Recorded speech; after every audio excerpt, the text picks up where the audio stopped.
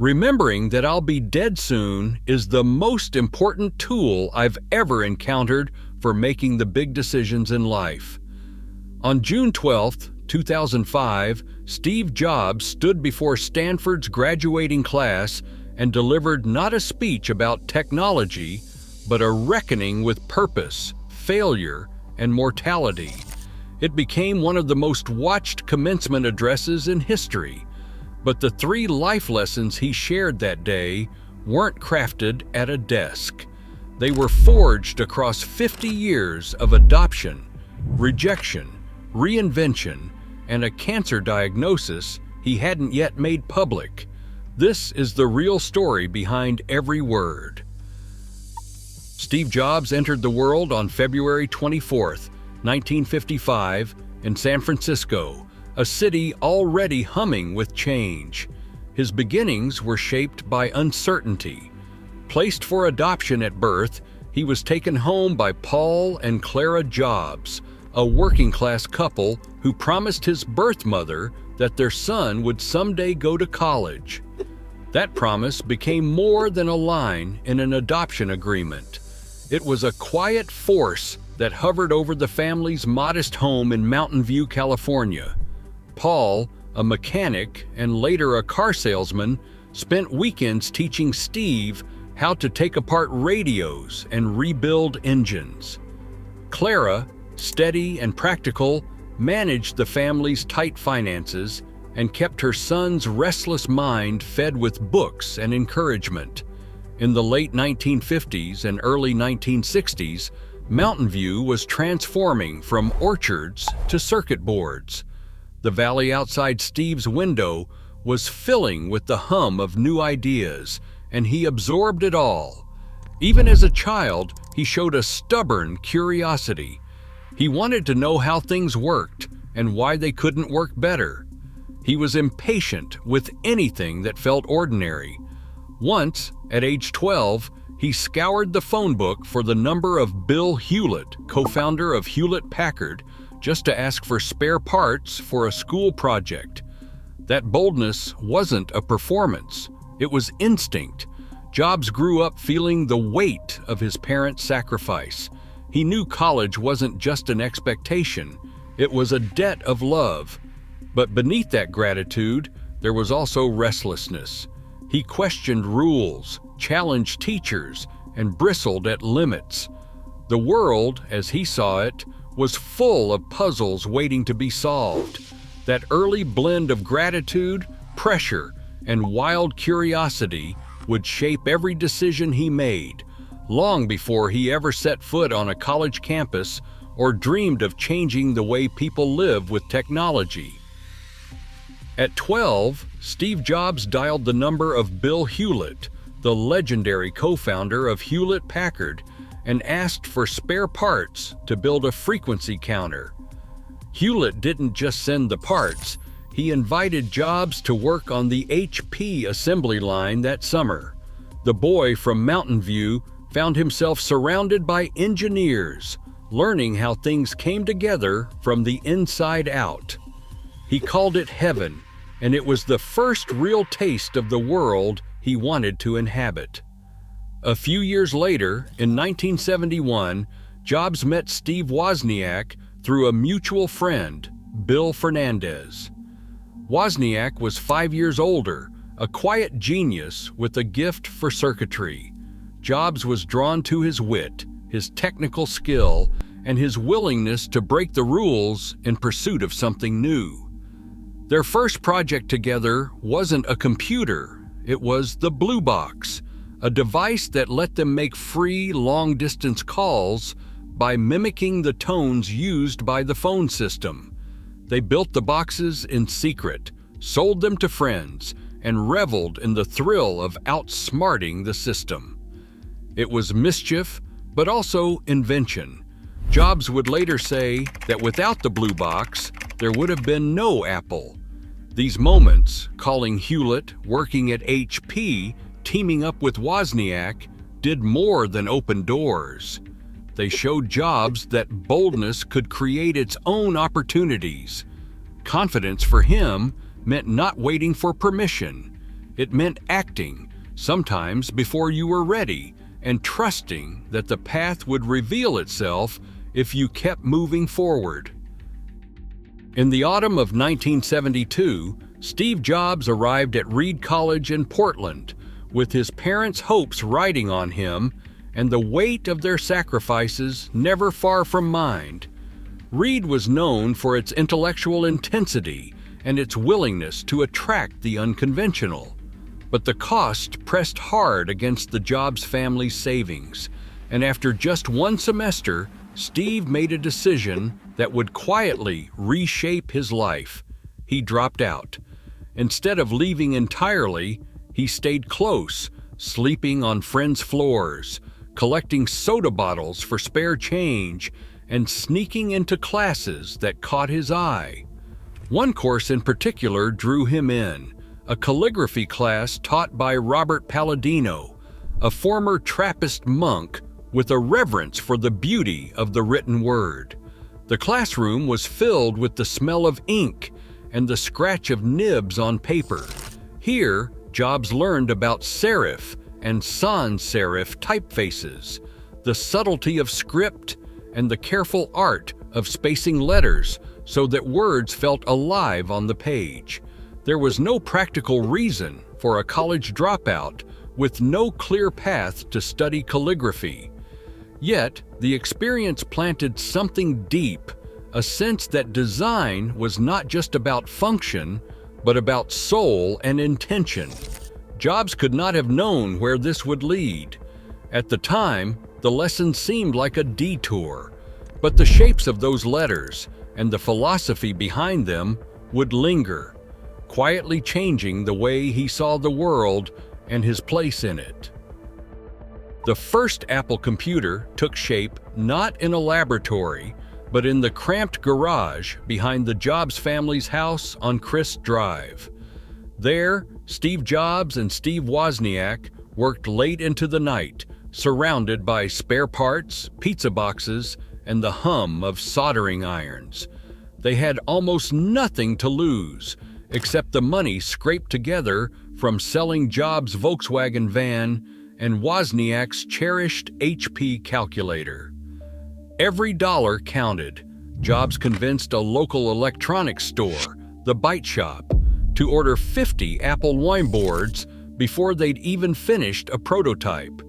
The deal bought them just enough time and cash to keep going.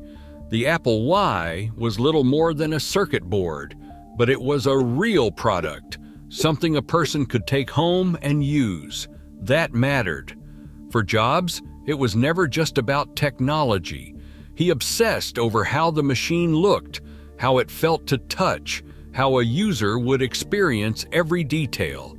Simplicity wasn't a marketing slogan, it was a necessity and a principle. The Apple Wine's clean lines and bare-bones design set it apart from the tangle of wires and switches that defined other early computers. The real breakthrough came with the Apple II. Launched in 1977, it offered color graphics, a molded plastic case, and a keyboard that felt inviting instead of intimidating. Suddenly, computers weren't just for hobbyists. They were for classrooms, kitchens, and small businesses. Orders soared from hundreds to thousands. Apple grew from a fragile partnership into a true company, shaped by Jobs' relentless drive for elegance and ease of use. Each decision was guided by the belief that technology should serve people, not the other way around. The garage days faded, but the philosophy born there would follow Jobs for the rest of his life. Steve Jobs once said, "You can't connect the dots looking forward, you can only connect them looking backward." The lesson wasn't about trusting in luck or waiting for fate. It was about living through uncertainty, moving forward when the path ahead is unclear, and trusting that meaning will reveal itself later. Jobs' early life was full of choices that didn't add up at the time. A calligraphy class after dropping out, a cold call to a tech titan at 12, a garage filled with circuit boards and borrowed hope. None of those moments made sense as part of a grand plan. Each one felt isolated, even risky. But with time, the scattered pieces formed a pattern. The adoption promise that weighed on his family became the drive to create something lasting. The calligraphy course, taken out of curiosity, shaped the look and feel of the Macintosh. The willingness to ask for help, to step into unknown rooms, to act boldly without guarantees. These habits became the foundation for his approach to work and life. Jobs never pretended that he saw the future clearly. Instead, he learned to trust his instincts and to keep moving, even when the payoff was invisible. Only in hindsight did the setbacks and side roads reveal themselves as scaffolding for everything that followed. That's the real power of connecting the dots. Meaning comes later, but it's built by the choices made in the dark. Steve Jobs once convinced John Sculley, then the president of Pepsi, to leave the world of soft drinks behind with a single question. Did he want to sell sugar water, or did he want to change the world? Sculley joined Apple as CEO in 1983, and for a while, the partnership seemed electric, marketing discipline paired with relentless vision. But as the Macintosh struggled in the market and Apple's culture shifted, the relationship between Jobs and Sculley soured. Jobs pushed for risk and radical innovation. Sculley and the board pressed for stability and profits. Tensions rose behind closed doors, each meeting more strained than the last. By September 1985, the fault line split wide open. Sculley asked Apple's board to remove Jobs from all operational control. On September 16, 1985, Jobs was stripped of power, left with only a ceremonial title. The company he had poured himself into, his creation, his family, was suddenly out of his hands. Boardroom minutes recorded his anger and disbelief. Colleagues described him as uncontrollable, a founder whose passion now seemed like a liability. Jobs walked out, not just from his job, but from the life he had built since that first garage computer. The news became public, and the world watched as Silicon Valley's Wonder Boy was cast out of his own story. For Jobs, the loss was total. The sense of purpose that fueled him was gone, replaced by emptiness and confusion. In that moment, the future, once so clear, vanished, and he was left to face the world as an outsider. After the doors at Apple closed behind him, Steve Jobs poured his energy into building something new from the ground up. In September 1985, he founded Next, investing $7 million of his own money and gathering a team of engineers who shared his appetite for risk. The Next computer, with its sleek black magnesium shell and advanced software, was aimed at universities and researchers. It never conquered the mass market, but the technology, especially the Next Step operating system, would later become the backbone of Apple's revival. For Jobs, Next was more than a business.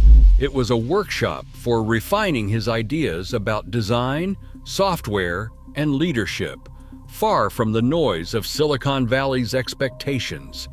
At the same time, Jobs took a leap into a world he barely understood. In early 1986, he purchased the graphics group from Lucasfilm for $10 million, renaming it Pixar. The team he inherited, led by Ed Catmull and John Lasseter, was obsessed with the dream of computer animation. Jobs gave them the resources and the freedom to chase that dream. Pixar's early years were a struggle, with technology outpacing the market and profits nowhere in sight. But Jobs stayed patient, betting on the talent around him and learning to nurture rather than control. Everything changed with Toy Story.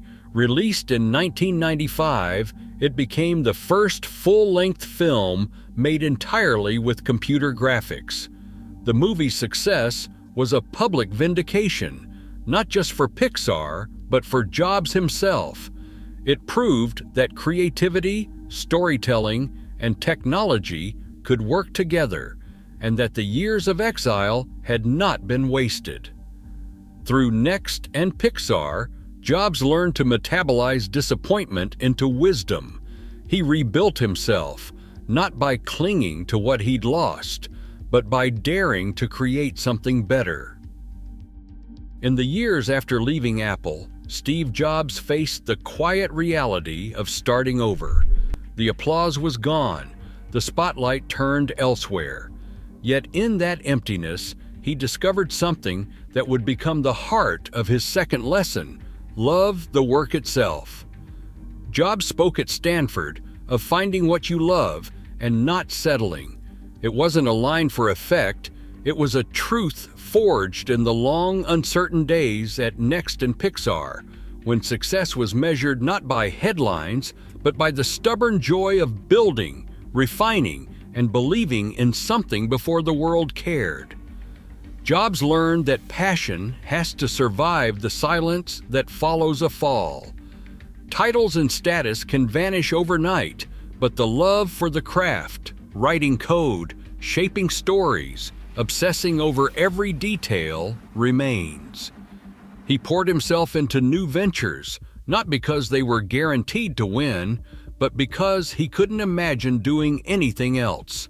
That persistence, the willingness to keep showing up after public failure, became the real test of conviction. Jobs urged others not to settle for comfort or reputation. Outward success is fleeting, but inward fulfillment comes from the daily act of meaningful work. The lesson he brought to Stanford was simple and demanding.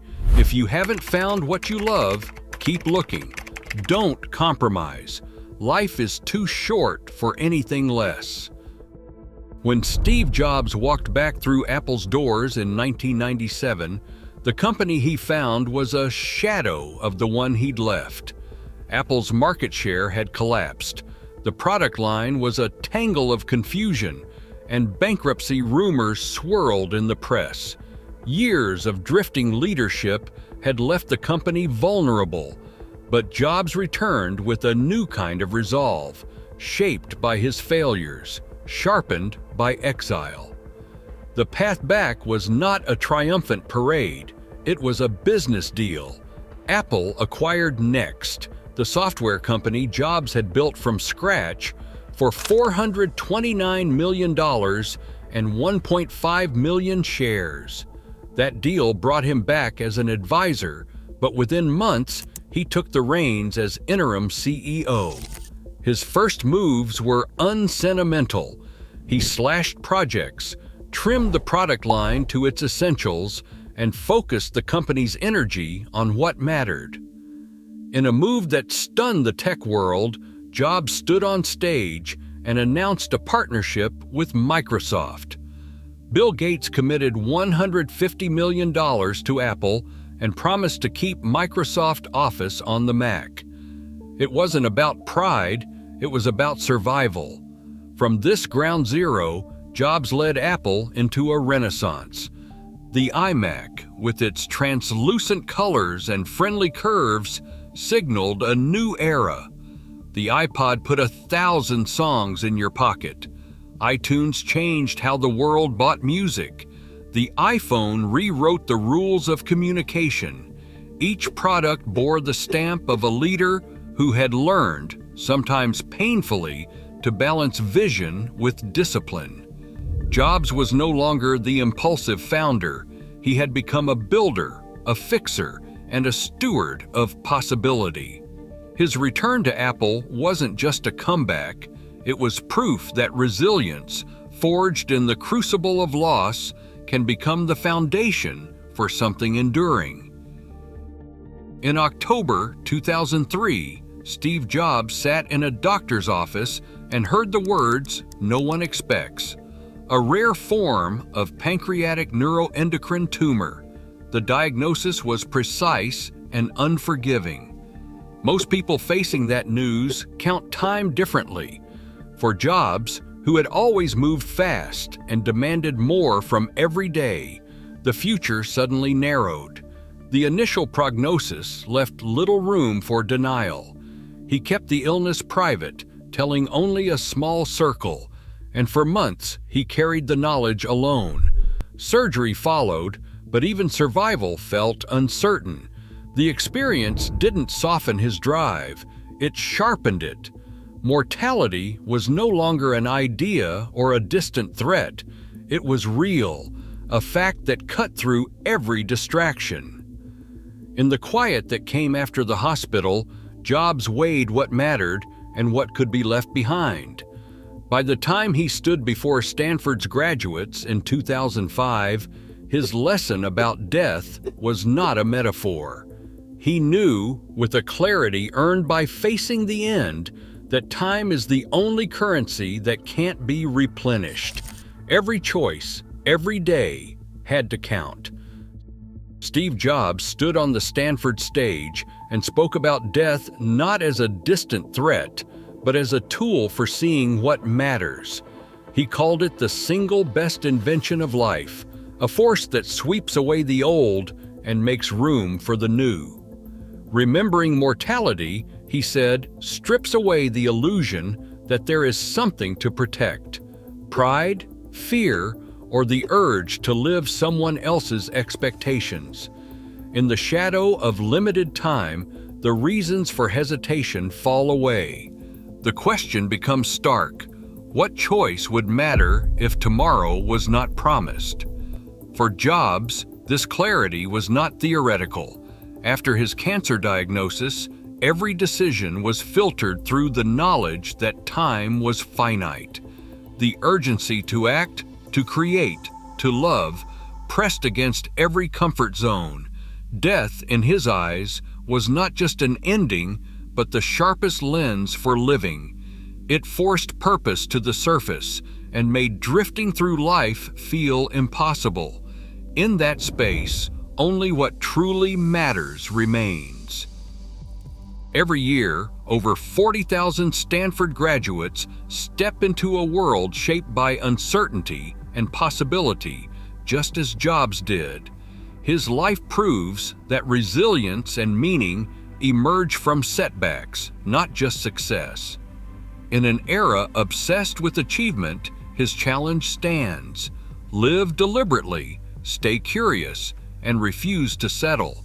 The real legacy isn't innovation, it's the courage to define a life worth living. What will yours look like?